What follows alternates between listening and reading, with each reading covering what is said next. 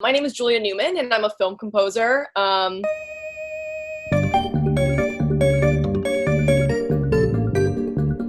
Yeah, so I started my musical career from kind of a pretty young age and in kind of a silly capacity, like from, I think like the first kind of big thing that I did with music was when I was 12. I wrote a musical called Solid Love with my cousin about a peasant boy who falls in love with a princess. And, it's a very interesting look at, classism and hierarchy. Um, but yeah, just kind of grew up. I always loved projects. I always loved collaborating. And I sort of like, film composing was never something that I saw myself doing. I come from a family of film composers, so it was something that I grew up around. It was something that I was sort of, intimately involved in from a young age, just sort of by default. By the fact that, my dad did it, and, my uncle did it, and my cousin did it, and my grandfather did it, and everyone just sort of did it. And there was something that always felt so kind of like big and mysterious about it that made me feel like, like there's no way. Because when you're out there and you're, at a scoring stage and you see, an 80-piece orchestra, and you just think, how does everything kind of work together? And on top of it, it's, working in service of a film. You can cut all of this out, honestly. But yeah, I mean, about my process, I think film music in some ways is as simple and as complex as you put something next to picture and you gauge how you feel about it.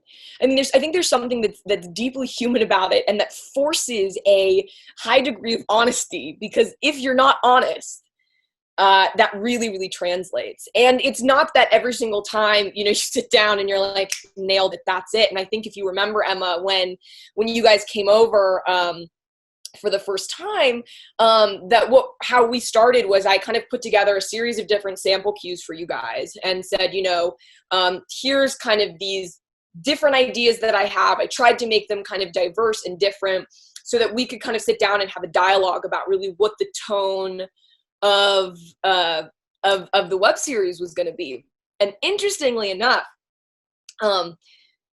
I'd done this one that I thought it was kind of a throwaway. It was very kind of quirky, and I thought, you know what, I'll just kind of show this to them last.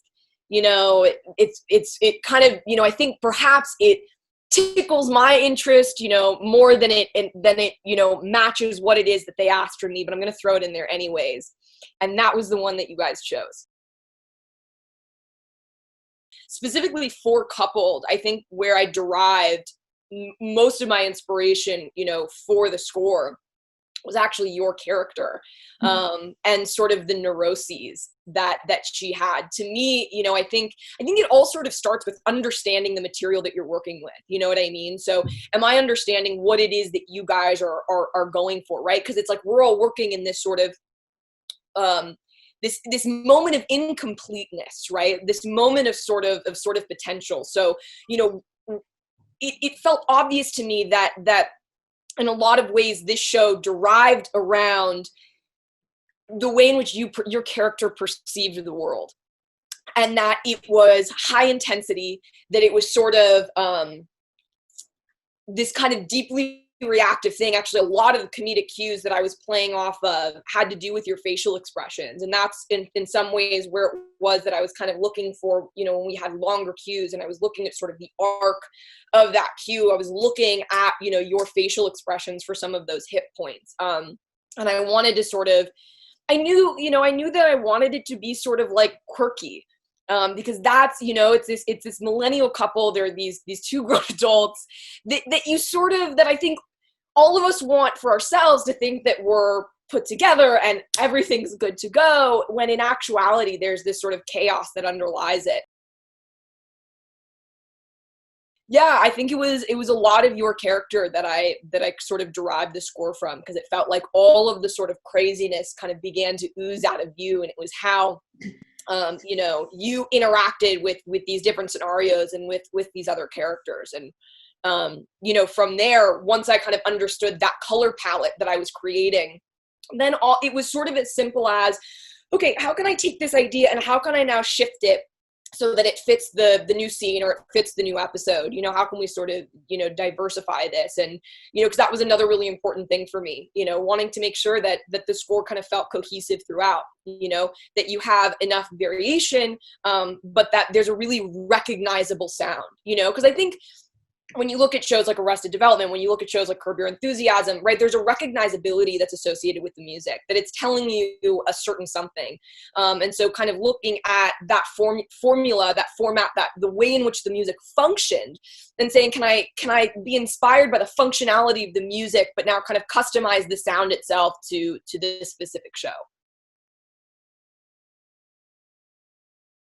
Uncoupled, one of the things that I thought would be fun is that, you know, I brought my friend Ian Lipson, who's a friend of mine from Cal Arts and an incredible bassist and guitarist, and songwriter in his own right.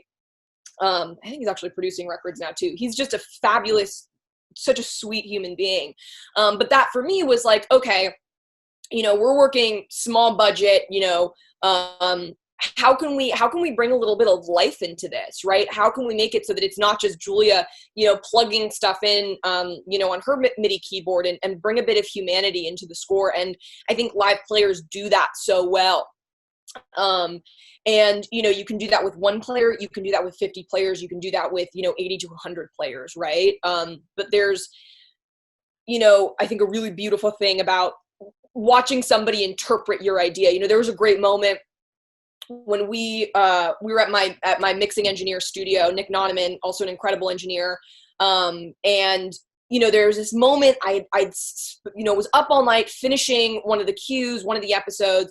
We were recording and mixing later that day. And there was this one moment that sort of wasn't hitting right. And Ian says, all right, turn off the click. I'm just going to kind of ride around the dialogue in this specific way. Right. And it totally fixed what I had kind of failed to do in my passive writing, right? And that's sort of what you want, right? You know, even my mixing engineer coming in and saying, you know, let's take out this layer, let's fade this out sooner. My bass is coming in and saying, you know, let me find the kind of pocket of this groove in a way that you couldn't when you were just programming it in. And it's a really amazing thing watching a piece of music you've written sort of come to life and inspiring people, you know, that you're working with to respond to it and to make it better.